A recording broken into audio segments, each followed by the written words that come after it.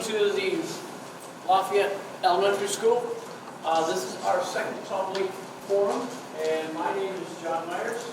I am an employee of the city. I am also the city chief building inspector and official.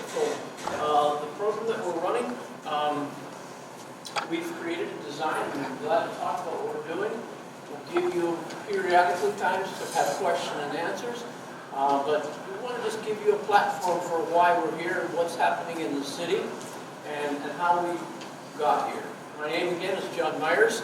My colleague that now works with us in my department is Denise. She'll be interjecting some of her insights on what she's been doing. Some of you may know her. She's been inside the LP Pride program for how many years? 15 years. So she's been around the issues, and we're going to kind of catch you up on what's going on, and then we'll give you time to ask questions. Some of them will have to be very broad because we're not here to pull up my computer telling you what somebody's address has a problem with and how we're fixing it. So it's not about which house has a problem and when am I going to get to it. It's about us talking about why we're doing what we're doing and how we've gotten here.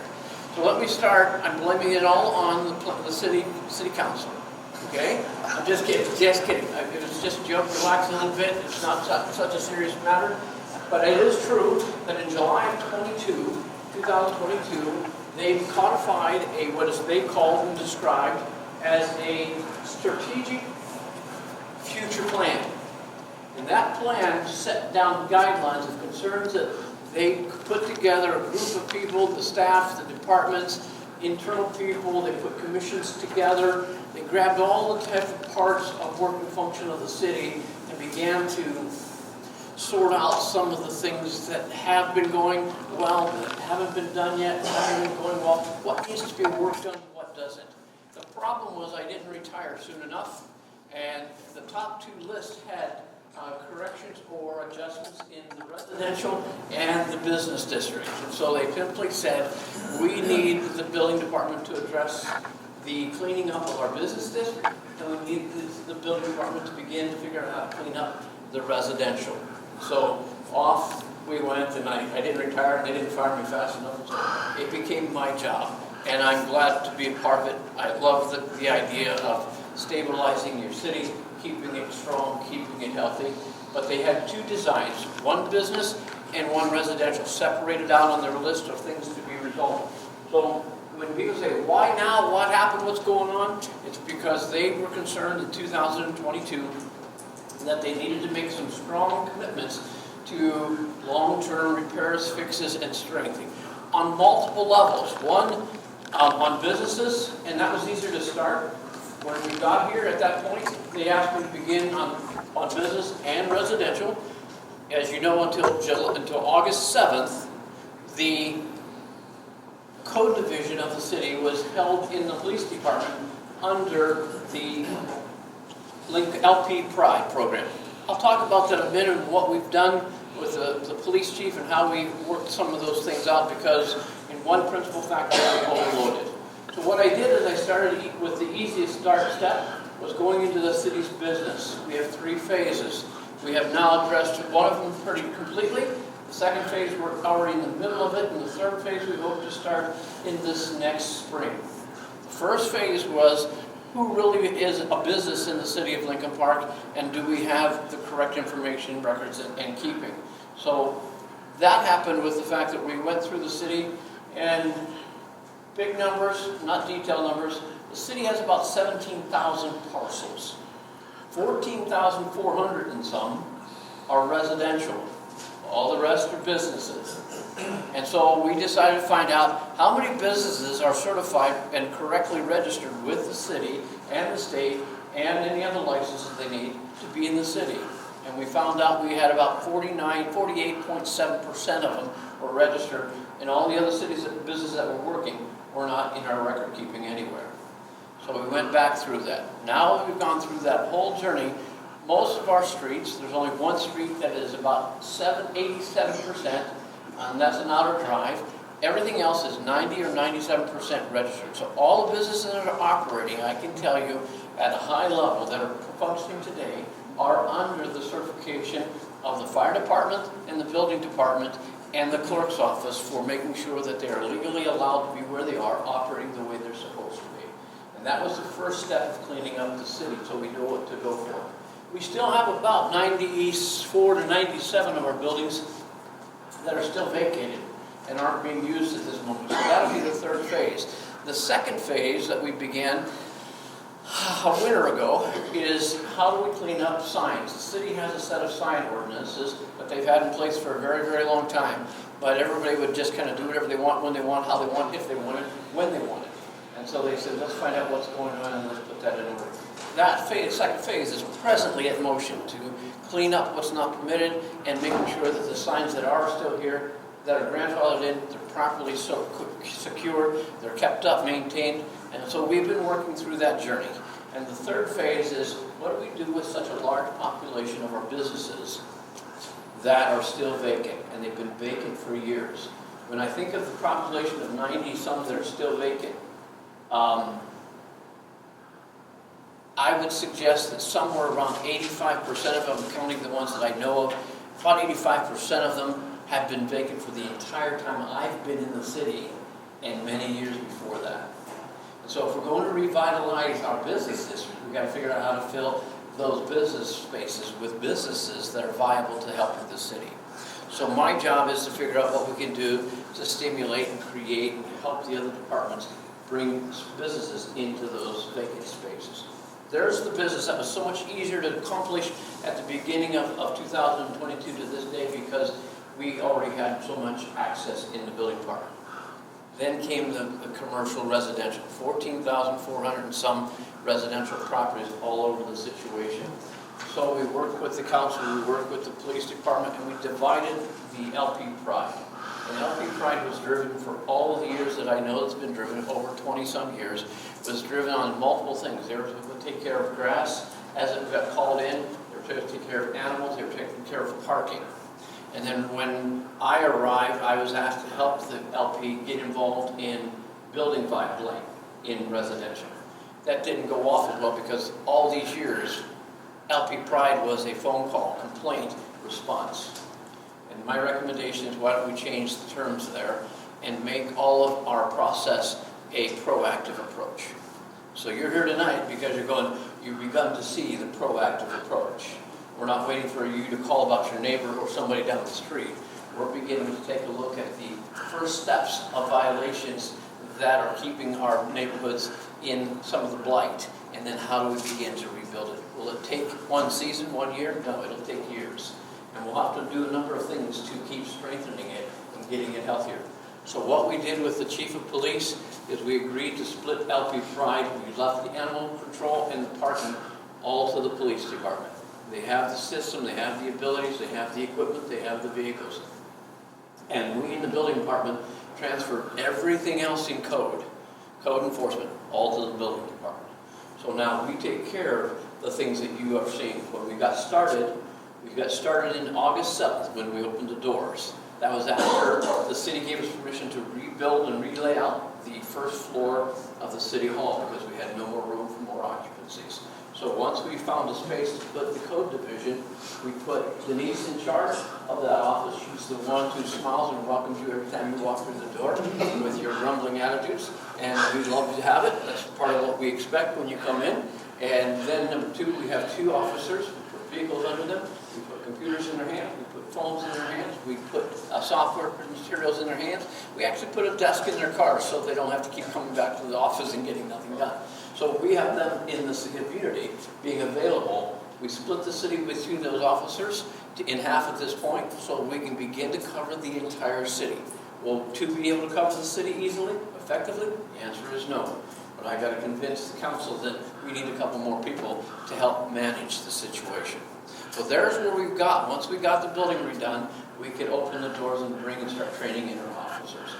We started that date on August 7th of 2023.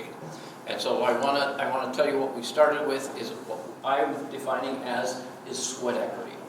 In other words, the biggest thing that we've gotten confused in our city, we brought paperwork, Denise probably has it, make sure you have a copy of it. We've gotten flip-flopped in our society. The biggest thing we got confused on was who's responsible for alleys.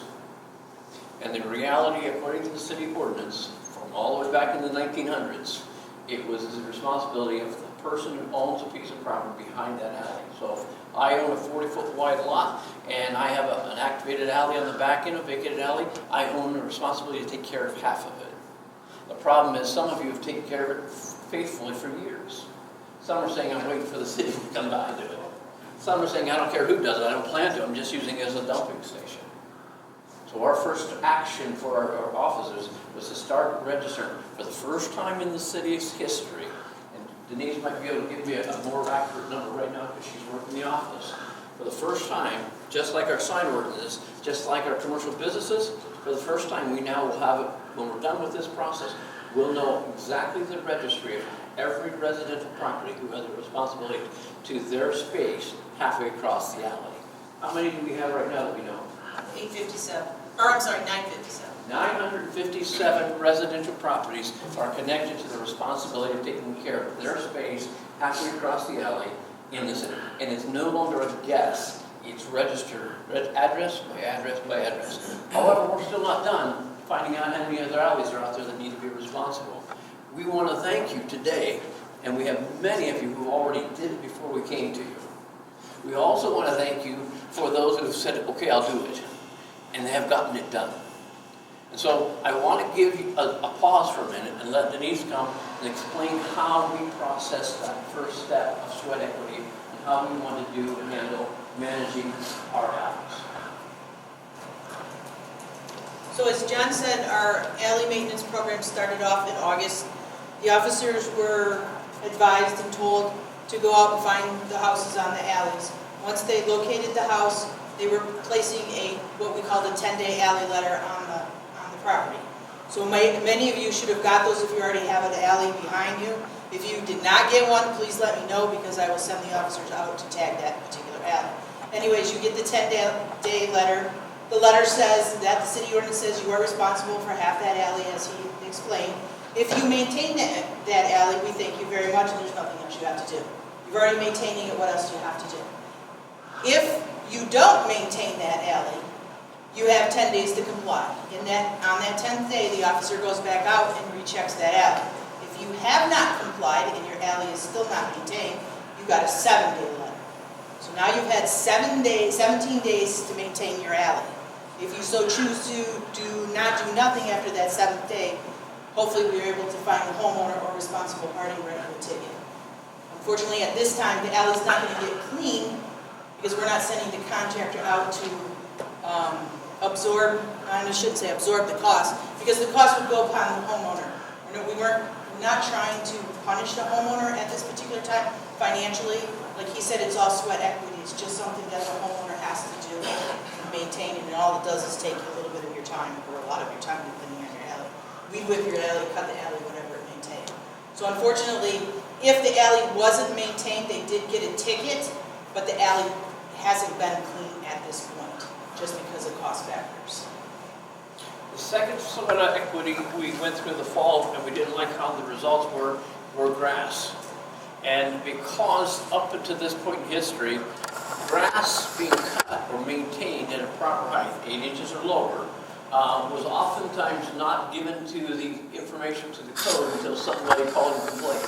By the time that happened, it was already 2 feet or 1.5 feet, and they got really exhausted because rats were living in it and everybody else was doing everything else in that yard that they couldn't do. This year we anticipate a much more aggressive approach for our entire crew to never let anybody get that high. Because if we can keep that lower, then we can keep your complaints off the table. At the same point, if you're here and you've ever been caught having to be us cut your grass for you, please don't let us cut your grass. Please.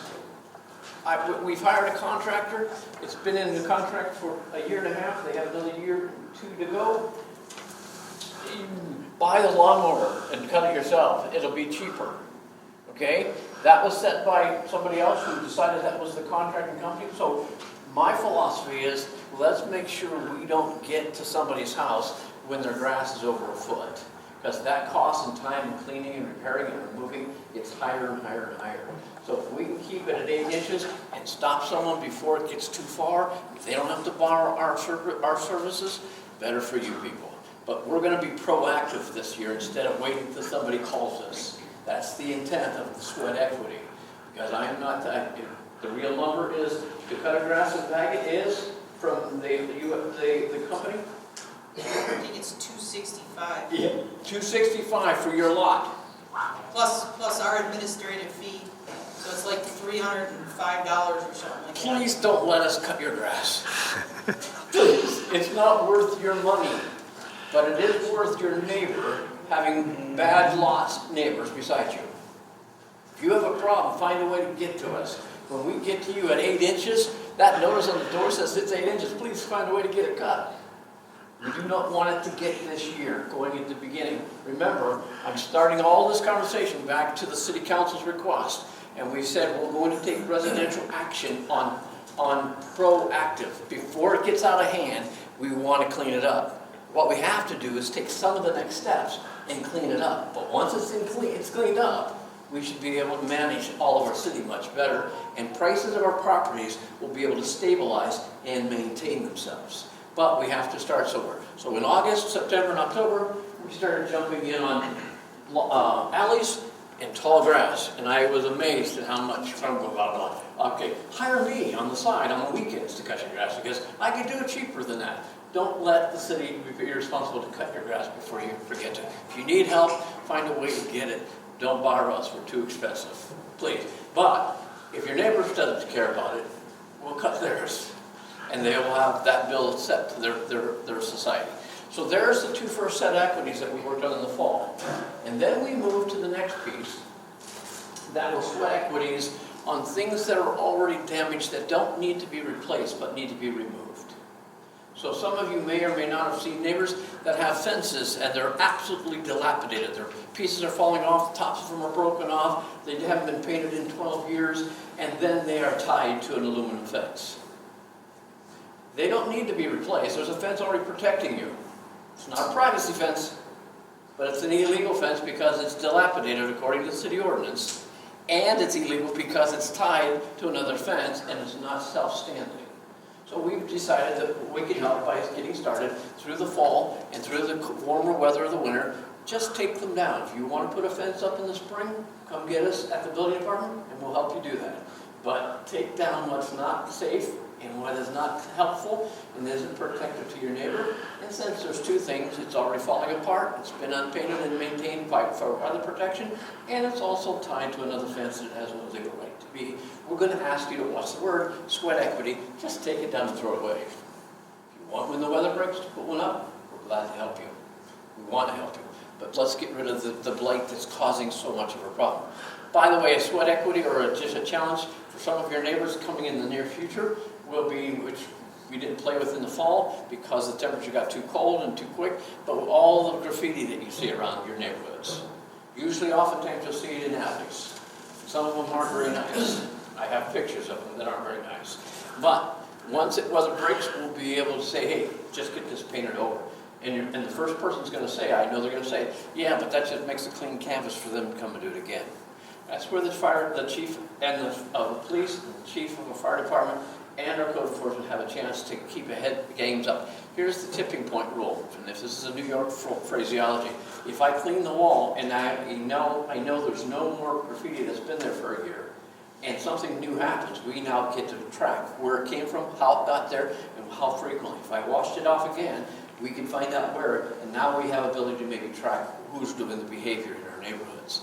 But keeping it there for years and letting people just add to it, we don't know where it came from, when it got there, and how we get rid of it. So there's our intent about sweat equity. So we're going to bring that to the door. And then we're going to really shift here in the month of March. This gets much more challenging. You've already seen the other one that I understand is making everybody mad. We did that between December. We started December through where we are now, and we opened the gate for the issue of not parking a recreational vehicle illegally on your property. Two things. Didn't make the rule. I still support it. I understand it, and I would agree with it. But you have a certain distance between that vehicle that is either gas or power or propane driven, sitting too close to another accessory building, could be a garage, could be a shed, could be your fence. By the way, if you don't know the terminology in the city or in the state, a fence is a is an accessory property. The word, when you think of accessory, you think of a garage. You think of a shed. Those are accessory buildings. Fences by law are called accessory building property. So if you're too close to it, then it becomes a hazard for anybody else if something goes wrong. The other issue in our city, and it's been here since 1987, as the earliest I saw it, is the city does not permit us to be parking on anything other than hard surfaces. And so those are the three pieces that get these out of our neighborhoods so that we protect the health and safety of our property. The fourth piece to the trailer sitting on these situations that need hard surfaces is something that the DPS, John Kazoo, and I, and the City Council has supported since I've been in the city. And if you haven't figured out, we sometimes have a problem with over-flooding waters. We have a little bit of infrastructure that we're incredibly working on, and if you saw the State of the City message the other night, you heard lots and lots and lots and lots of money is coming to help us get a handle on it. And we're excited about that. But this city has, because of the size of our property, many, many years ago, way before I arrived, took all of the rain gutters off your house and took them out of the pipes and made you push them into the ground. Because when they were flowing into the pipes, they were running into a pipeline that was called storm water drains. It increased the cause of overflow because so much water from every house, every hard surface was running into those pipelines. They're old and ancient and break down. So many, many years ago, they had you take out those rain gutters and put them out to your yards. Same rule in our city is if you want to put something else in your yard, the city's law is you need 40% coverage minimum. That's it. You can't put 70% of it in hard surface and then have 30% of drainable water in your ground. It's not part of our policy. So when we think, well, I'll just put a slab there, park the trailer there. You can if it fits inside 40%. So there's where people are getting, why all of a sudden? Well, here's why. Because the city in July of 2022 said, John, I'm commissioning you to find a way to begin to support our ordinances and clean up our neighborhoods for health, life, and the commonwealth of everyone. So everybody needs to figure out how to get on the same social standard to keep everybody's property value as high as we can keep it. So there's the four things that we've jumped on already. Before I get into where we're going, I'd love to open the camera to all conversation, so I don't want to talk so much. And if there's any questions or dialogue on what I've said so far, I'd be glad to respond with questions and answers. Yes, sir. I'll go first. So, as for the trailer situation, so we got a notice. Try to get some clarity on it, pulling up things, and it's like, yeah, we pretty much fit in everything that says that's allowed. Where can we get final clarification from that? Good. Great question, and I have the great answer. I don't know if it's a great answer, it's a good answer. And what we'll make sure, and this is not a problem for the city, it's never been done this way. So Denise and I are working on keeping sure that all of our records and our paperwork and our letters that go out by our officers have all the information you need on it. And so don't use it again, but we're still working it out. But what we want to make sure is all of our letters that post on our house will get mailed should have the next stage. If you don't agree with the violation that was offered to you, you have an appeal process. Perfect. I don't know where that person is, but his title is the building official. So if okay, call me. But here's the answer. Ready for this one? I don't want you to call me. I want you to write me. 3 sentences, 1 sentence. I got a letter, here's a copy of it. I don't agree. Help me out. I'll take it over. If it's not written, it's not legal. Fair enough? I'll be glad to do all the work of investigating and giving you the honest, truthful answer. And we'll push it all the way to that limit. But if it's what he said, she said, if I get to court, I can't help you, and you can't help me. So just give me a quick sentence, send it to an email, write it on a sheet of toilet paper, in neat marker, and slide it under our door, and say, to the building official. Once I get it, I'll begin to chase that down. I'll be glad to answer all those questions. Okay? Ready? You got a pen on you? I'll give you my email, and then I'll answer that man's who's raising his hand back. It is capital J-M-E-Y-E-R-S.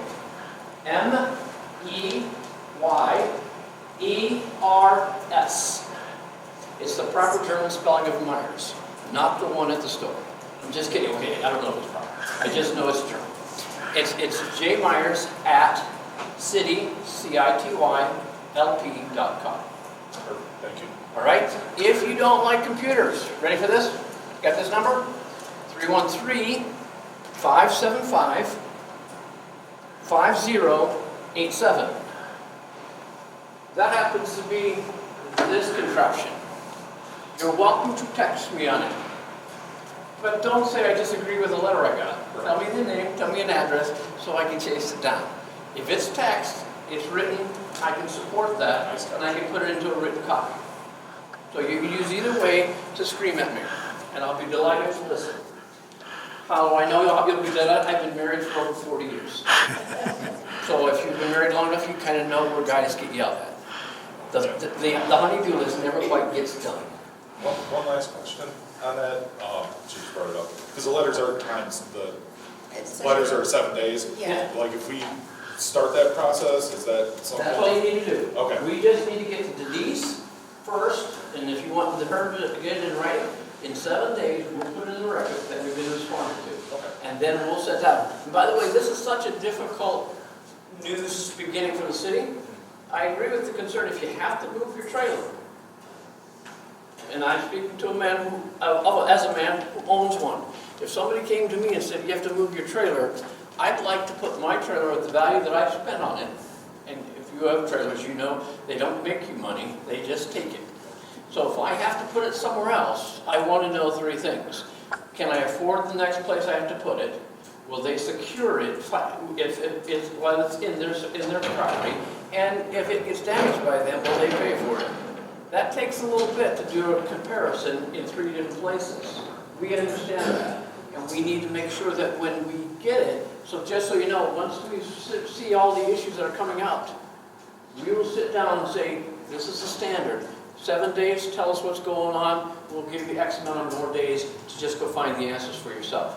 Once we set that date, it goes for anybody that has that issue. And you're going, how come theirs isn't done yet? Well, because they started their 7 day and their next 15, 20, 30 days, what it takes. We'll set that for everyone to be fairly treated. And that's what we need to know. Call me, get to her, and she'll tell you, send me an email, short notice, doesn't have to be long, don't have to have your family history on it. Just tell me that you disagree with what's going on and you're having a problem getting it moved, or you think it can fit. And I'm going to tell you how to try to guarantee that it does or doesn't. Sir, in the back, you had a question? My question was a travel trailer. If we can't park it at home, we can park it on the street. What if I'm taking the kids for the weekend and I want to pick it up Friday from storage? Excellent. You can put it, How long do we have? And it's allowed to be on your property to load and unload 48 hours. That's it. So it can't be there 48 hours before you leave and 48 hours after. It's just a short window of time. It can't. And your wisdom is it should be in your driveway if you can, but it's a limited amount of time. yeah, we have a travel trailer. That's why I'm asking. I have one as well. And so when we sit there, it's allowed to be put on your street to be loaded, but it can't be there for long periods of time. Just enough time to get it packed. And I will also just to confirm, she's going to write a note for me, because I'm old, and I'll just want to confirm that is 48 and not 24. But I'm pretty sure as I studied it and got ready, it's 24. Yes, sir, in the back. Couple questions. First one, is there any plan to vacate the alleys behind residential areas that are being kept? Because if the sweat equity is being asked of the homeowner to clean that, but it's not accessible from the yard, it would only make sense to vacate the alley so the homeowner can then enjoy the space that they are maintaining. Great question, and the answer is yes, where we can. And so what I've done since we opened the door in December is I've met with our assessors, and I've begun to take a look at the records that we have already of our 900, and I'm sorting those out. In fact, today I met with the acting city manager, and we talked about a certain alley and wanted to know if it is, could, or will it ever be able to be vacated. So the answer is yes. So if you have a particular alley that you'd like to know if it is or can be, again, send me a message, send me an email, send me a phone call, and say, what about this alley? Can it and should it be vacated? And we'll be glad to begin the process of answering that and getting it. And it'll take another department, because we need to make sure if we do it, that council gets to say yes, and the assessing department can confirm that it's by dimensions can be done so. So the answer is, I have no problem vacating what we can. If you're responsible, how do we get it in your hands? Second question is, are the alleyways behind businesses being treated the same way, and are the businesses being required to maintain them the same way the residents are? The answer is Yes. yes, very much so. We've made people move their dumpsters out of the way because they don't have room. Yes, in fact, on the business side, we started this a bit earlier than the residential side because we're working from how do we clean up the businesses. And so part of the business issues are just that. How do we get your alleys that are more even important than some of our residential alleys, because they are first responders right away, and the police department wants a very clear access, the fire department wants clear access through those alleys if we need it. The DPS, which has a lot more of its main lines inside of those alleys underground, they need to make sure they're clear. So those three departments are really hoping we have a strong hand in keeping those alleys and developing those businesses and getting them clean and keeping them clean. Appreciate your question. I still got a couple more. Oh, wait. So with those businesses, at what point is the city going to start maintaining the structures within those, the infrastructure, such as the catch basins that are collapsing, the sewer lines, and that portion of the city's responsibility of those areas? The answer is going to be, I don't know, but I can tell you that it's in the process, because between two different mechanisms of federal money, large portions of money have been granted to us over the next 3 years to do serious water, sewer, and road repairs in our city. And if you were at the meeting on Tuesday night, you would have heard the numbers. They're very big. What I can't say to you is which one of those starts with those alleys and starts those parts, but I do know there's at least 3 of them that are being addressed in the strategical plan with our city civil engineers of how we do fix them. So whether we get to them in this year or 2 years from now, please understand, with me sitting in this chair, it's about getting that done, because it's not really their responsibility to fix a collapsing sewer line that the city's been the one maintaining it. We'll get to figuring out that in the details, but for the city's goodwill, we've got some good money to start fixing some of that infrastructure. Okay, and lastly, going back to the recreational type vehicles, explain to me the difference in safety factor of if I pull my car in the backyard, behind my fence, it's a privacy fence, and it's within the 10 feet of the privacy fence and 10 feet of my primary structure, and whether or not I park a boat or a trailer inside my garage. If you put it inside your garage and we don't know it's there, we can't stop you. Because we don't Explain have... to me the safety factor of... The safety factor is oftentimes the trailer sits there for months and months at a time. I have a picture of a boat that was sitting outside in somebody's back property. I still have it. I just took it this last year as a model. It had trees growing out of it. It's been there. They have a tendency to leave your recreational vehicles or even your work trailer vehicles stacked with lawnmowers and gas appliances in a box trailer, and they'll have them sitting beside your property all through the winter time, and they get moved. That's where the hazard is. I can just tell you at the other side, without trying to defend it one way or the other, I can just tell you there's been a written policy and a codified, and I mean codified, in other words, the city said this is what we want to follow. And so at that level, that's the starting point. As we get debating issues, which is rightfully allowed in a city of America, if we have concerns, we can bring them to the table for zoning change variables. We don't have to keep everything we have. But at this point, as we get started in this new program of creating a clean neighborhood, those are the policies. And so yes, there's something, if you stack it and we don't know you have a boat in your trailer, in your garage, I don't have, at any time at my leisure, I don't have the right to walk on your property. So I can't do that. Is it a safe thing? If you don't dismantle the gas lines and signal lines and batteries and don't give it a risk of being blown up, it's not any safer than if you do that. But the problem is they oftentimes sit for months at a time. And if something goes wrong, then there's a tragedy. What we're trying to plan for is getting rid of tragedy before it comes to us. And you don't know this and you're not in this business, but I can tell you, I've seen enough deaths in our neighborhoods from people who made mistakes. And we could have saved them if we could have helped them follow some simple safety rules. And that's, in one person's death, in my opinion, is a tragedy. And if we could help our society support the care of everyone else, so be it. And so when people are stubborn, we still need to be helpful. People are thinking common sense-wise, we're thankful. We really are. I have several questions. Going back to your discussion in the beginning about businesses being around, I've been on Lincoln Park resident for about 32 years. And ever since we got here, you will see that businesses have been vacant for 30 years or whatever. Now, I have talked to several managers and mayors, and I've always suggested, I mean, this is outside the norm, but if there's an amendment to the charter that if you have a business, and a lot of business owners will do this, they'll buy prime property, they know they're not going to build on it, they know they're not going to bring a business to the city, but they'll sit there and they'll pay their taxes. And my response was always, their response was always, as long as they pay their taxes, what if someone said that about your home?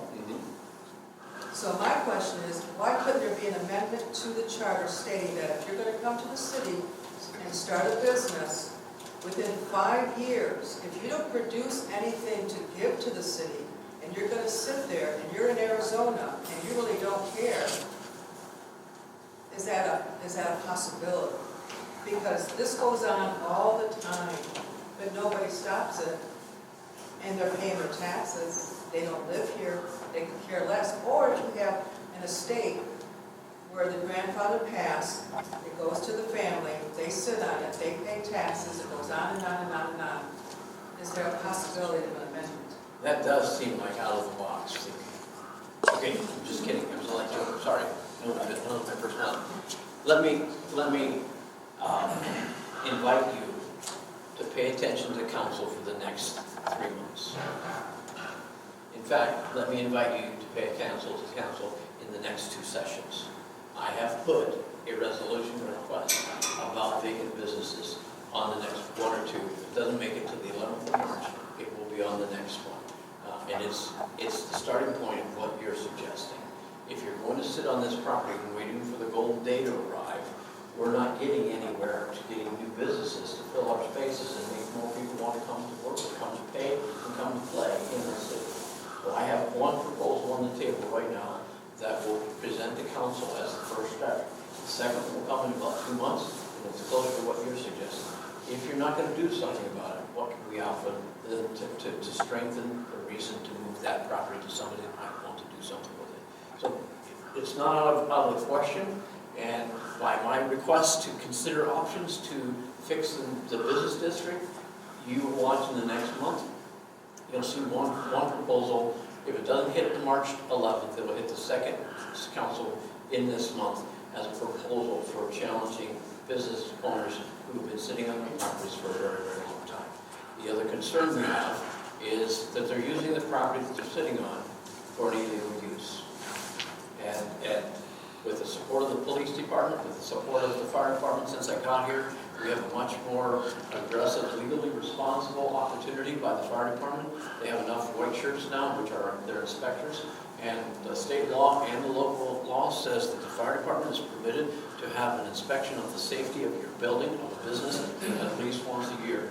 When I got here, it took the team that was in the fire department 3 years to get through all the buildings the first time. But we're now much better off, and we're stronger there. But we get a better example of what's going on in our business districts. And so your question might be hopefully a bit encouraging, because I have a proposal on council for them to entertain in the next month, and then we'll look at the second half of that in the next 2 to 3 months and see if that helps stimulate movement down the road. That's a good question. Go for it. Another question is, how many cars can be parked on the front lawn? None. And where is the patrols? Well, part of what we can do, and this is how it works. Patrols visit somebody else, and the police can address that issue. What I get to address is this. As a code division, responsible for a code division, if you decide to park your car by our offices on your property, on grass, I get to write that up as a violation that you're not permitted to do that. It's not a police ticket, it is a building code violation, because you're not allowed to park your trailer on your backyard in the grass. You're not allowed to put your car on the front yard in the grass. So our people can write that citation, and once that doesn't get removed and stop being moved, then we get to call the officers from the police department, and they get to move it and enforce it in a different fashion. So that's the option. We do get to move it based on code violation, not on car violation. Because you're putting a car on a place on your property that you're not permitted to, our officers can write that violation and put it on that owner's house. But I'm saying is that if you don't patrol, and it's the same old homes that are doing it, Monday after Monday, which is trash day, whatever their reason is that they don't want to do it, how is it going to stop? That's the answer of what we've changed in the code division.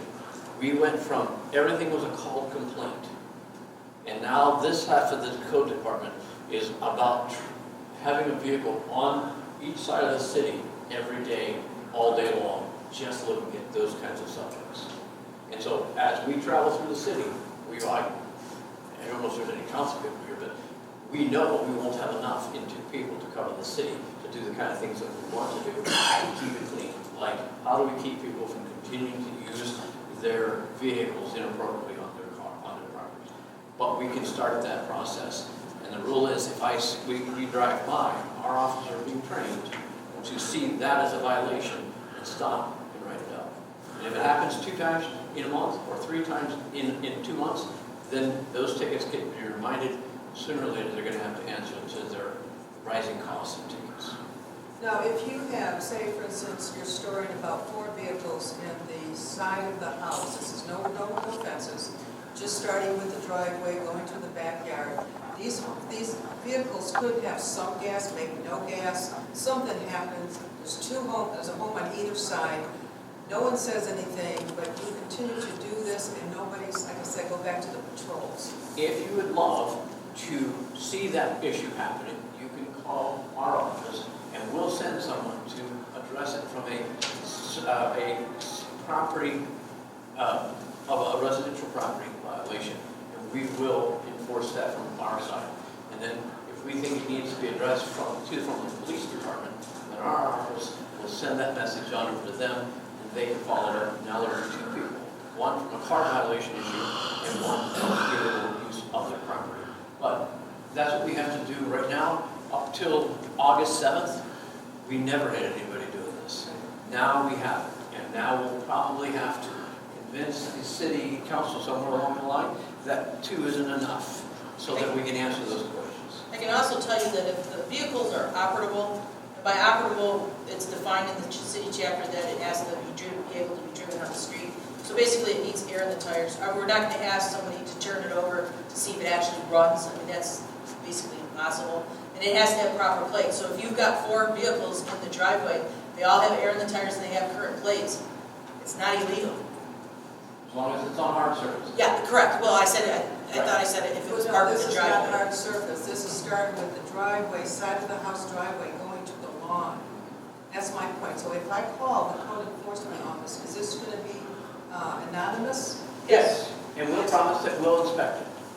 Okay, the other question. Hold on a second. Before we move from that, I'd like to bring the police chief came in. He might have a chance to answer. He's right behind you. Go ahead, move, come up On front. situations like that too, like John said, parking on the grass is illegal.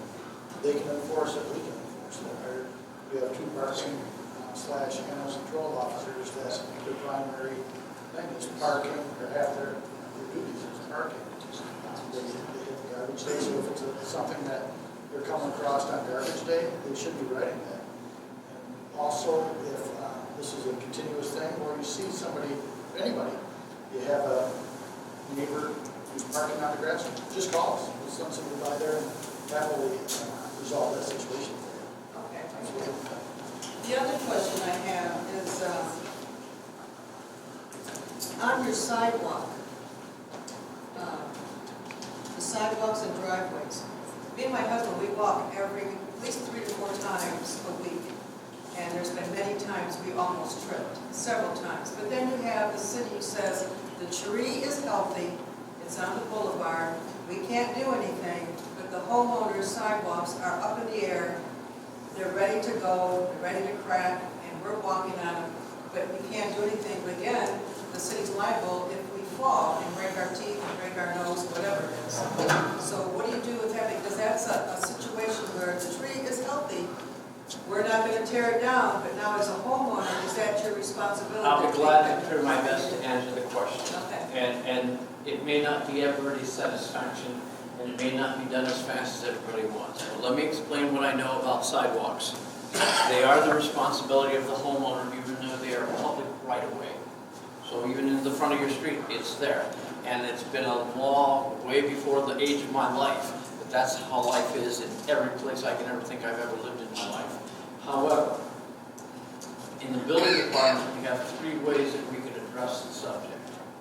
The building department alone, if there's any residential rental properties on that, that gets caught right there at the inspection of a rental. Every 3 years, there has to be a healthy sidewalk in front of a rental. Every time somebody we catch or they properly admit they're ready to sell their house, it's a pre-sale inspection. That gets met on the outside every time. Thirdly, now here we go, and we didn't get to it because it's a permit object of an inspection, which is starting in March 15th. Our people, when they see a neighborhood, when they're working through a neighborhood to clean it up, they find sidewalks, they will have the right to address that address with a trip hazard. By the way, the trip hazard we use in the city of Lincoln Park is driven by the state mandate policy. We're not making up our own. All the 4, 5, and 8 categories that are there are done by the state. So we just follow theirs. But now we have 3 ways to begin to address your personal concern. And I accept that we have somewhere in the 30% of our population are my age and older, retired age, and they deserve to have a safe place to walk. Because we've let this go respectfully for everybody in the past for such a long time, it will take time for us to catch all of them. In the meantime, we do know, and I don't know what this neighborhood is going to be this year, but every year DPS gets financial money to take care of roads and non-drivable surfaces.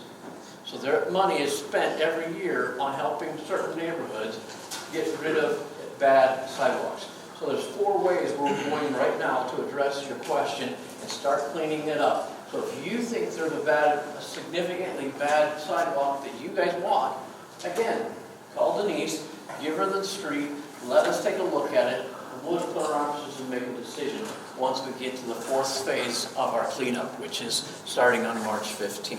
But that would be helpful to you as well. But going back to the sidewalks again, it took at least a full year for the sidewalk to even get looked at Carr School. Now you have all summer. High school is a mess. That's Champaign is horrible. You have all summer. I have no idea.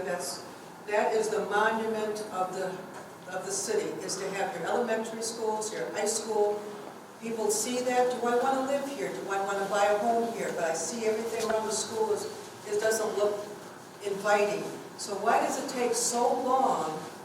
I can't answer for why, before I arrived, the city did what they did, and I'm not here to judge them. But I can tell you by what their commission to me was in July 22, they said, please help us clean up the city. And I said, you understand, it's going to take work and it's going to take time. And I'm glad to stand with you and see that it gets done. Because it's required and it benefits the city, not only today. We will never get back to the glory days by thinking of the past. We can only get to the glory days that we used to have in the future by planning for the future. Because things wear out. Look at me. I used to be athletic. Now I'm just old. And so it wears out. Because of that, so do sidewalks, roofs, houses, and porches. And we should be maintaining them. So what we'll be doing in the month of December, March and April is getting with the DPS, looking at their money scheme, and figuring out where they're going to put their walkable surfaces into this year. And now that there's some suggestions that it might be around some of our other schools that haven't been done yet, we should ask them to consider those as target areas. They already have a plan. I do not know what it is. In the meantime, we have rental property, we have pre-sales, and we now have, as of March 15th, we'll have a code enforcement. Yes? Getting back to the tree and the sidewalk, Does the homeowner pay the whole, or does the city pay half? It's a city tree. Does the homeowner do what? It's the homeowner's responsible. For the, For the sidewalk getting raised up by a city tree, do they pay it all or half? well, if you're going to the city program, that's a program that the city does when they're doing that section of sidewalk. That would be the fee that they set, which is typically half. I've seen the same tree, doing the same sidewalk. I used to deliver mail, I understand. and the people, I the same cannot, tree lifted the sidewalk a couple of times. let me explain something that you and I will not explain and answer, so let's stop the subject. I can't explain who thought it was a good thing 35 years ago to put that tree species on your street. So you can't yell at anybody else and whoever decided that 30 years ago, and we've been living here a long time. And now we have to find the safest, healthiest solution to get it corrected. So we can't look backwards anymore. We have to figure out how to solve the present and the future. But yes, if it's a city project for sidewalks, they do have a set minimum fee because they're getting support from other areas to get that sidewalk done. Yes, ma'am. I have a question. In our neighborhood, I noticed that some of the sidewalks are marked with pink markers. The DTs come out and they've been, what was it, they were doing the new lines or whatever. So I'm assuming, I don't know, if they're going to replace those sidewalks that they messed up by doing this. So here's my question.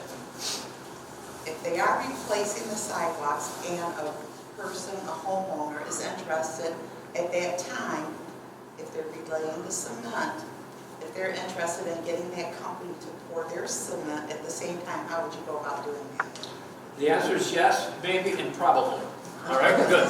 Let's go through what that looks like. Yes, they are absolutely legally bound by the city. We have a written contract with DTE and their third-party soft, what it's called, here's the legal word, soft renovation. So that means when they dig up your sidewalk, when they dig up part of your driveway, and they dig up part of your grass, they have a third party. This year, that company is called Q3. And they're responsible under the contract, which we only have, this is our second permit with DTE. They want us to sign a third one. We're not signing it yet, not because we don't like them and not doing the right thing. It's because they haven't caught up with the permit 2. And we can tell you, we've already paid, they've already had a permit, ready? They already have paid permits and begun to work on, in the city this year, on 366 addresses. But I can tell you, at current, they still have about 271 to go to even meet last year's cycle. They're behind. And so they're working at it, and the Department of Public Works and I have regular meetings, no matter how high up the chain we have to call, to make sure that they're not forgetting to keep going. We are as important to them as another city that they spend on trying. We want them to put as much time and energy to us as they do any other city. So that's where that's going to get fixed. It will be on their bill, and our job, and we put it in the contract, that you can't fix it without telling me, because my inspector wants to see it as an open hole. We want to see that you packed it right. We want to see that you didn't leave any roots in the bottom, and then we want to see that it's framed at the right pitch. If it's a corner, we want to make sure there's an ADA entrance off of that, and then we know we want to see it at the end. When you want to get all your stuff out, when you get your stakes out, we want to make sure that you backfill the property, put the seating where it should be. So that's our responsibility. And so yes, that's a possibility when they're getting ready to do that. You would stop out and see if the person that's the foreman of the job could possibly give you a contact and see if they'd be willing to do it for you. Anything else? Yes, sir? City tree, it's on city property. Can the homeowner cut that tree down? No. If it's already marked to be cut down, No. it's been 5 years, you guys still haven't cut it, you mark it every year, It's nobody a- cuts it. You've got to hear it. That's a headache. The branches are falling on my house, on my cars. Let me explain 2 things for you, and bring it to me, and I'll be willing to go to bat for it. But here's the reality. We had a company that we let go because they just couldn't do the job. And we put another one with a different kind of contract on the table, and they got started last summer. So hopefully we're going to see a better result and better response and better responding time to that. But yes, those, obviously you already know, you live in the 5 square mile radius. There are unbelievably, whoever planted that many wrong species of trees in here 30 years ago, it's now showing up in a lot. So yes, you can't do it, but before you do try it, you should be wise enough to give the DPS director, John Kazoo, a call and says, do you mind if I do it? And if I take liability? If he says yes and he signs off on it, you're free to go. But if he doesn't, and he doesn't sign off on your address and that tree, and you take it down, you are the one that's liable in a negative way. Going to the gentleman's question here, there's always been a mysterious tree list, and everybody would call and they put you on the list, but you never get anything done, and then there's a question, where's the list? How many people have called? I'd be glad to make sure that that list is accessible to the webpage. I don't know if it is yet, but it is, but I'll make sure that our administrative officers that are presently in the city kind of can find out if there's a legal reason why it can't be visible to the public. But don't get me wrong, everybody in the neighborhood of 14,000 houses are probably trying to put a tree on it, and it gets big. And if you only got so much money as a city to pay a contractor to work so many hours a week to cut so many trees down, you can only do so much on the paycheck. And so there's where that gets challenging. So they pick the worst and go from there, or they go into emergencies. Like we had one on, what was the street? Just yesterday. Was it yesterday? Is that what it was? Highland. The tree fell on? Highland. Yeah, we had one on Highland. It was so bad, and I got a call in the middle, they said, it looks like it's gonna fall right now. By the time we sent somebody out there, within an hour, it fell. And it's over top of a house and over top of 2 fences and a garage. So we're gonna take that thing apart because it got hit by lightning, but it was a monster tree in the back. Going to about the trees again, when DTE does the side of the homes on the street and they just split them in the middle and the tree is halfway, what's the point? Why don't you just take the tree down? Great question. It's out of my jurisdiction. It's out of the city's jurisdiction. It's a state run because they own all the power lines. And it's their power and their choice and their decision. It's probably cheaper to trim them than to take them down. But I can't answer that to you because that is their jurisdiction and their free right of way. But it's not a trim, it's a destruction of the I actual agree. shape of the tree. I agree, but it's not mine and we can't address that one because that's their property. So, there's a saying that perception is reality, and I think that the perception of a lot of citizens since your August implementation is that the city's being heavy-handed in dishing out some of the stuff. And there's definitely the perception from the city that we have a blight problem and that we need to address that problem and clean the city up and help maintain property values and attract business and economic development within the city. Aside from that, you have perspective, which is less singular and more the environment in which we live and operate in and the reality we actually live. It's more the reality. Right.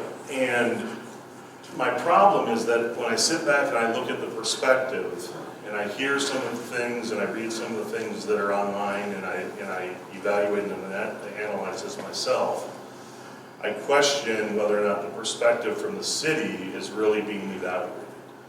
And I say that with the evidence of we're a bedroom community with the majority of our neighborhoods built in the 40s and 50s and the homes in the 40s and 50s. Correct. When society was significantly different and you had single income families where mom stayed at home with the kids, dad went to work, we had one vehicle households. Fast forward to where we are now and we have families that are multi-income, in and out, dual income, children staying through college, children staying until they're 30, multiple vehicle homes, multiple recreational vehicles. And I don't necessarily know that the ordinances that are being proposed and are being enforced are truly taking into the change of society on a very restricted infrastructure that we have within the city of Lincoln Park. And I guess I challenge the council people who are here and yourself as an administrator and the rest of the staff to really take that into consideration, because the implementation should be remedial, not punitive. And I think that when you look at some of the scenarios that have played out and that I've seen personally and I have videotape of, I feel that there's lacking the educational opportunities. And you can say tonight's one of those opportunities, and I applaud you for doing the town tours and doing this. But it should have happened earlier on, not active. So saying that you're being proactive, but this is happening after the fact is a little late to the table. And I'll say that, and Chief, I'll talk to you about this afterwards. When I have on video police officers stroking tickets at 4 in the morning for garbage cans or vehicles that are bumpers hanging over the sidewalk, and there's lack of officer discretion because of the totality of circumstances in trying to apply a black and white ordinance to something that is a challenge in the city every time you turn around. I ask where the appeals process is, to the point that it doesn't go to you, because you are the single person and you're the person who had the direct influence on creating the ordinances to begin with. So I just feel like it's here's what we're doing, deal with it, and if you don't like it, oh well. Appreciate your thoughts. I agree with you, and I disagree with you. Here's why I disagree with you, because if you don't like my answer, and when you come to me and you don't like my answer, and I'm following what I have available to follow the guidelines, and they don't work out, I'm going to give you the next level of appeal. And you've got another place to go, because you don't have to stop with me. Okay? Back to your other reality is, you don't know me well enough yet, but I appreciate your insights about the realities on both sides. And I can tell you there are at least 3 people in this room who've heard me say what you're talking about, and I've already begun to think and ask, why do we change things? Because we have to meet the new future that's here. And I've already done those things, and we'll begin to continue them. But to wait until they're all redesigned and watch the population and the economics and all of that continue to develop, we should be able to start cleaning up some of the things that we can. And we should not wait. And in my opinion, and I'm not speaking out of turn, I'm just speaking as a personal staff person on the city, I've often said we should have started this 20 years ago, because we knew what was coming. And you can look at other cities, they did this 20, 30 years ago. We didn't. I'm not here to blame anybody, it's not my job. My job is to start us going back in the right direction. So if today is 8 months too late to get started in the public hearings, then I'm 8 months late. I'm not 20 years from now. I'm on the game plan that says we need to take care of my staff and my council know I have a concern about the seniors that are in their city. Not because they're only seniors, but because oftentimes they're on a fixed income. And they've been on a fixed income for 10 to 15 years. They cannot meet the inflation rate of the last 5. I believe it's part of our responsibility, and I speak to myself, and the council that are here will testify. I speak to myself. My job as part of this process should find a way to help them make things work. Should they have nothing invested? No. But I should be able, the city, John Myers, find a resource that we can find a way to assist those adjustments until rules and regulations to the next generation of an already built out community, already tightly white, it's built border to border. There are more 40-foot wide properties and less in this city than anybody realizes. There aren't 60s, 70s that give you some airspace. So we need to address how we keep the population, grow a new generation, and allow the older generation to enjoy the retirement years that they have left. All those are part of what you think, from your perspective as a citizens, may not see. But I can only tell you, from this chair, those subjects are always on my table. And I want to ask those questions until we can get an answer. And they don't come easily, and they don't come cheap, and they don't come for free. So we have to keep working hard together. So that's why we're at the stage that we are. We want to just start where we can and keep going until we can modify and rebuild some of the things that have been left undone for a long time. Thank you, that was a great response. Can I ask you, when's the last master plan that was done, revision? 19. Okay. Guess where we're at right now? On 5-year, right now. Guess what I told several people in the last week? Our next master plan should be deep enough to go to a 2030 or 1040, and then break it down into parts for the next, because we need to figure out what we should look like as a city building department. I need to know what we should be looking like in 2040. I may be dead long before that, but what would the city after me look like in 2040? Should we not be now planning for what that should look like? So yes, we're right now in that window. Pay attention to another piece of information that maybe I don't have the legal right to tell you, but I am. I will be proposing to the city council in the next 1 or 2 council meetings that we rearrange our city planner agency. And so when that comes, that gives us a fresh start with a fresh set of eyes, fresh set of group of people helping us to cast vision into the present future and into the long-term future. And I think that's a wise investment. Bring it in-house or still use an outside consultant? Well, I'll just tell you my personal request, I'd like to see it in-house. The city will have to make that decision. I think we have the ability, I hope, by the design of the approval of the city, we now have space for them in our city hall to put them in-house if we want to. But that will be council's decision, and all I can do is give them all the information we have and let them be the wise people that they are in the city. This is just a question aside from the code violations, but since you're in the know, and I've always wondered about this, since you want to go into the future and tradition sometimes is bypassed a little bit, why did not the idea of taking the fire, the police, the library, the city hall, and go over Sears, the whole place, right there, one-stop shopping, everything, the parking is perfect, and like I was always told, it's always the heart of the city. But if you look at Allen Park, Wyandotte, Brownstown, it's not the way it used to be back in the day. It's current, future, like you're saying, and everything would be just perfect. And more space, more parking, it's prime right there. I can tell you one thing that I know. I'm not smart enough to tell you the answer. I have no clue. And I don't even have any, and that doesn't even say shame on them. I don't have an answer. I wasn't here when those options were available to me. Well, I mean, it's still going on. I just thought maybe you'd have an input to say, because they're still stalling, there's still a lot going on right there. And here, this, people coming in, backing out businesses, but the future of the city to be all there, it's just... And it takes 3 things to do that. You know that, right? A plan, a design, and what does that mean? Money. And guess what the city oftentimes, who have been here a long time, with no more income, what they don't want is more taxes. So we keep saying no. I remember in 2019, fun story, I'm not going to tell you who it was.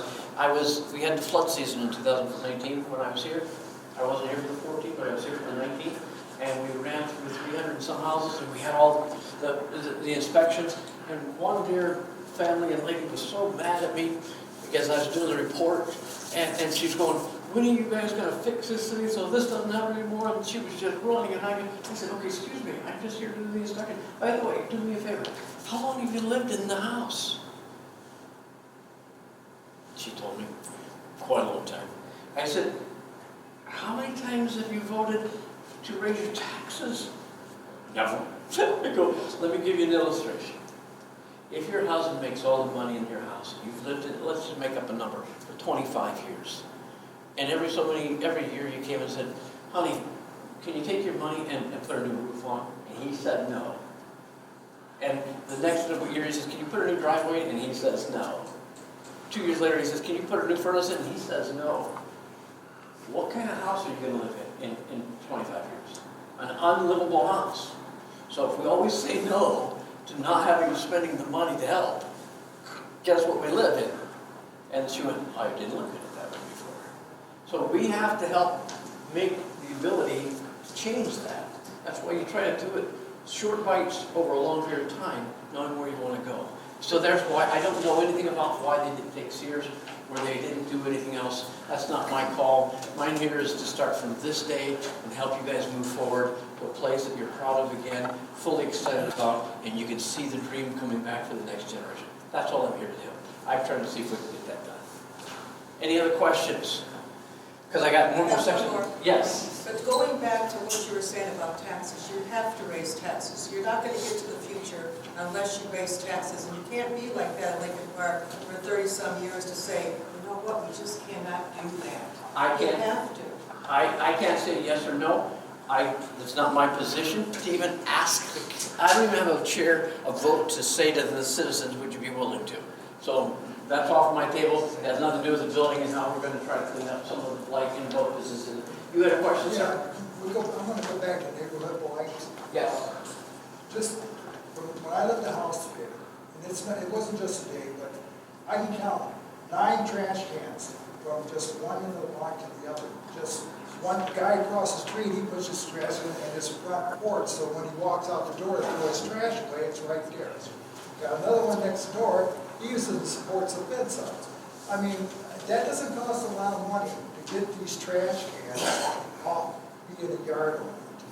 I agree. Do me a favor, when you have a chance, call my partner and have her know the street that you're concerned about. And she'll begin to take a closer look at what's going on. With an address too, sir. Just one address, so we know where we're looking. You just drive down that block, right? Just let her know, give it to her, and then we'll be able to chance it. There's one more thing that we need to do, and we're going to be modifying this and being careful, because we don't want to overpower the city's citizens as the city controllers, but we want to clean up blight. And I'm very highly driven on taking care of my family. And I have 3 children and I have 8 grandchildren. And I don't know why I have so many Great Danes in my house, but all my kids have Great Danes. And they should get rid of them. But nevertheless, if I want my children and my grandchildren to live in houses and communities that are enjoyable, safe, and protected. They don't have to be rich houses, they just need to be there. And so when we talk about what's coming starting in March 15th, is we're going to be allowing us to use what is called the state 2015, at this point, IPMC. It is the Property Maintenance Standards. It's a 42-page book, and there's only 3 basic 4 chapters in it that we will be entertaining. So what I've created, and it's not right yet, I sent it to the city staff people and said, find any mistakes in it before we get it out to print, but this is pretty close to what we're going to do. But in it, it'll tell you by a simple picture, both in Spanish and in English. Hopefully I did my Spanish well enough, and I know there's some mistakes in it, so you can take it and critique it and send back your mistakes. But here's the 11 things that we're going to be allowed to look at in our ordinances and in this code book. The last one is number 11, and it's the IPMC book. And that book has the ability for us to address concerns of some of your neighbors who have porch steps that go 4, 5, and 6 high and no handrail.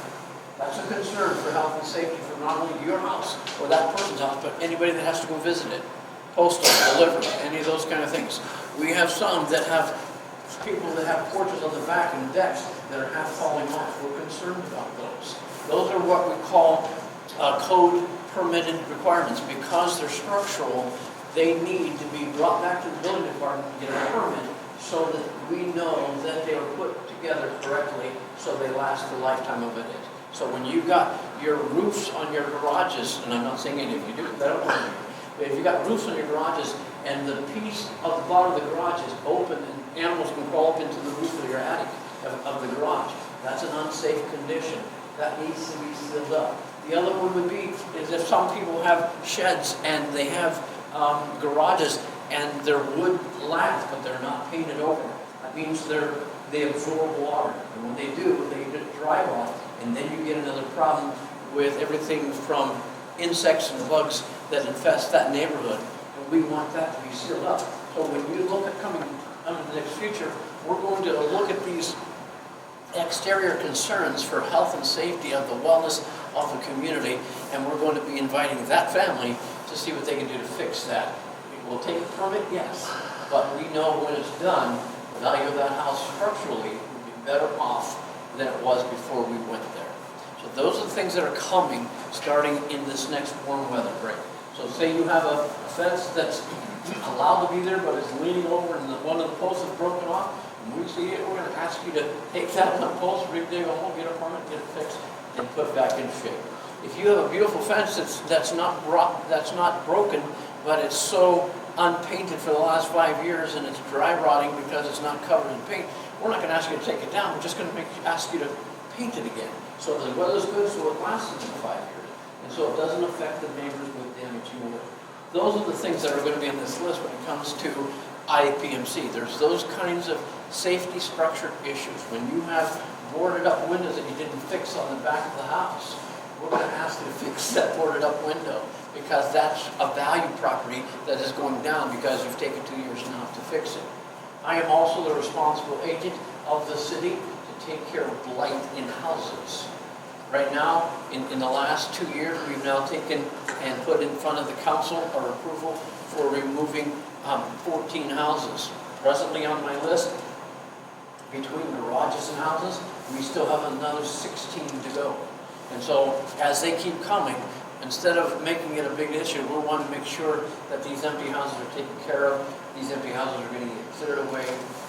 If you're familiar with the northeast side, you've got one on Austin Street that's just been recently taken down.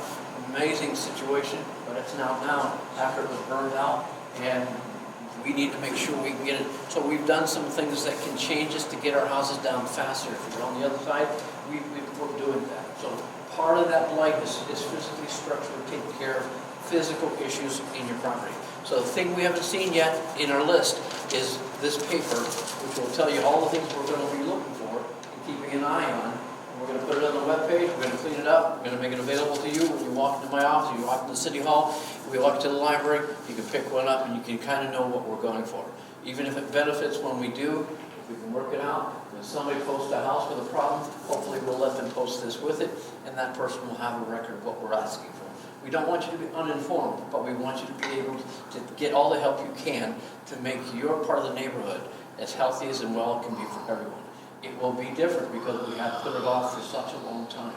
And I'm just inviting you to come along with me and see if we can match the needs for the next generation, us while we're here, and those who are coming behind us, so we don't lose all that we've had, all the good memories we've had, but we've got to get started putting it back up. So that's where I'm at, and that's what I have. I thank you so much for being with us tonight. I loved every one of your questions. I hope I gave you an honest and fair answer that you accept, that we can work together in the future. Yes, sir. As you brought the blight thing, is there a period of time that homeowners are given? There's a house near my house that suffered a fire. It's a terrible thing that occurs. Yep. Fortunately, the process seems to be, as I think through several of these, we board them up, the homeowner fights with their insurance company because nothing happens quick, and then you have to go through the permit process. Is there a period of time that you guys are going to be allowing before the pressure starts being put on? Fire starts, I have to give them by law 90 days. Okay. Before they can work out anything with them. Then they come to us. If they don't come to us, we get to go to them and say, what's your plan? And they go, I don't know what you're talking about. And we go, well, look at the house. The fire department gave us a complete record. We know what the level of damage is. Would you be willing to start putting it together? Here's the steps. If you come to me and get a contractor, he's called a civil engineer, not a civil, actually you're right, a structural engineer.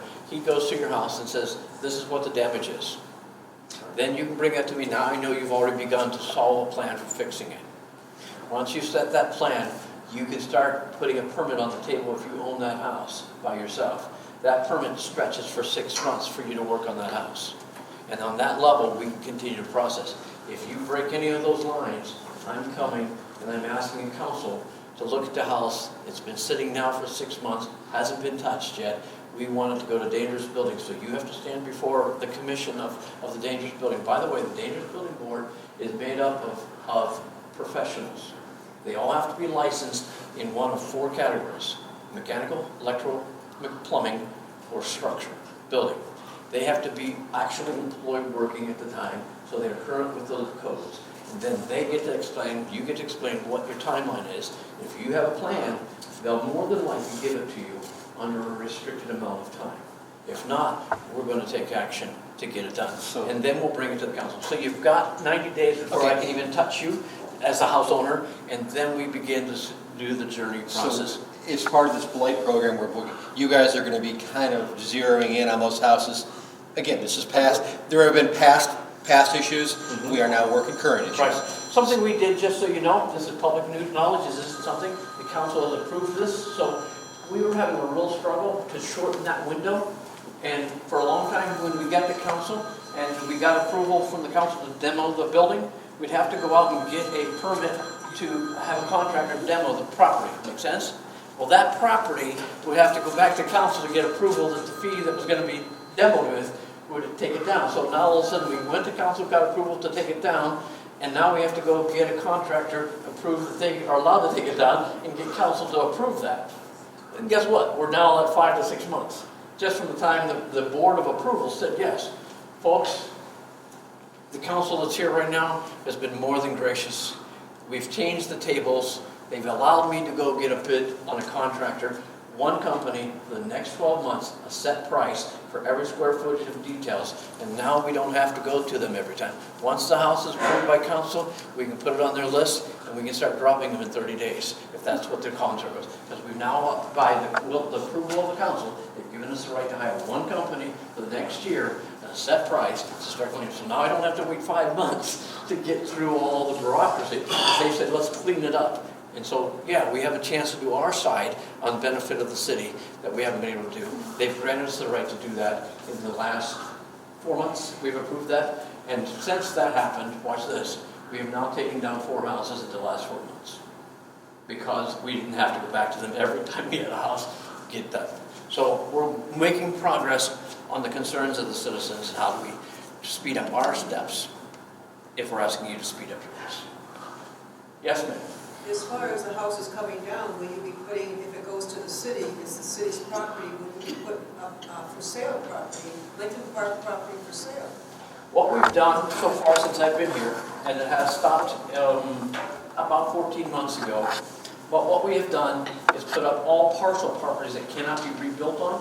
We have made those available for people, and what we did is we went to the neighbors and said, do you want to split this or you only want half of it? Can't be built on, but what do you want to do with it? I'm recommending to the city that we have some of our property, buildable property in our city is 40 foot wide. The way buildings are being built today, we can get bigger houses than we have now, narrower or differently designed than what we built a long time ago. So I'm asking them, we have a number of properties that are 37, that are 36. We can still get plenty of a driveway and get a wonderful house on it. Could we save that instead of split it? Because right now our ordinance says it can't be built on. Why don't we build it if we build a different design? So I have made available, we haven't gotten through this council yet, but I have made it available in designs that I put together that would really bring our neighborhoods another block, another house, another filling space. And so those properties have not yet been sold, but they're available to. And so if anybody was ever interested in one, and they came to the city and asked about a particular lot, the city would entertain selling that house, that property. Thank you again. I hope you're not too bored. I hope I didn't talk too long. I hope I answered all your questions. You understand I work at the City Hall. I work in the basement. No, okay. I work on the first floor, and my office is available. I'm very busy, but if you leave a name, number, and a request, I'll get back to you with one of my staff or one of myself. Thank you very much. There's coffee and donuts on the table. Don't go without taking one with you, and have a good evening.